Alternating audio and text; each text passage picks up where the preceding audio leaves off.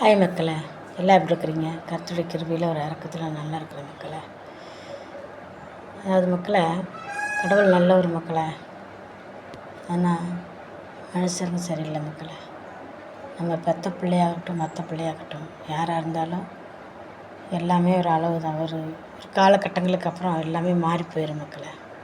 அதான் எனக்கு கூட நான் என்னமோ தெரில மக்களே. பிறந்த ஒரு 6 வயசு மட்டும் எங்கள் அப்பா அம்மாவோடு இருந்தேன், அவ்வளோதான். 4-5 வயசு மட்டும்தான் இருந்தேன்.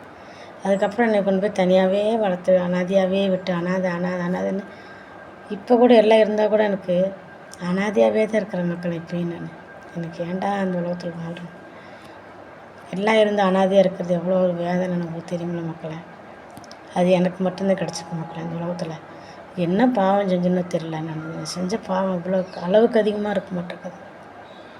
என்னதான் பெற்றவங்க தப்பானவங்களாக இருந்தாலும் சரி, அவங்க நல்லவங்களோ கெட்டவங்களோ கடவுளுக்கு மட்டும் தெரியும் இல்லையா? மனுஷருக்கு தெரியாது, பார்வைங்களுக்கு யாருக்குமே எதுவும் தெரியாது.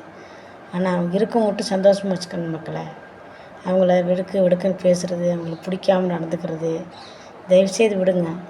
இந்த மாதிரி நடந்துக்கிறதுனால மற்ற நேரங்களில் தனியாக இருக்கும்போது அது வேதனை என்ன சொல்கிறது தெரியல. துக்கமெல்லாம் தொண்டையை அடைக்கிற மாதிரி இருக்குது மக்களை. எனக்குன்னு யாரும் எனக்கு உறவுகள்னு சொல்லிக்கிற யாருமே இல்லை, நீங்கள் தான் எனக்கு. அதனால தான் உங்கள் மூலயமா நான் சொல்கிறேன் மக்களை. அதனால் எனக்காக நீங்கள் எனக்கு சப்ஸ்கிரைப் பண்ணுங்கள் மக்களை, லைக் பண்ணுங்கள், ரெண்டாவது எனக்கு கமெண்ட் பண்ணுங்கள் மக்களை. நல்லபடியாக கமெண்ட் பண்ணுங்கள். எனக்கு அதே மனசுக்கு கொஞ்சம் ஆறுதலாக இருக்கும் மக்களை.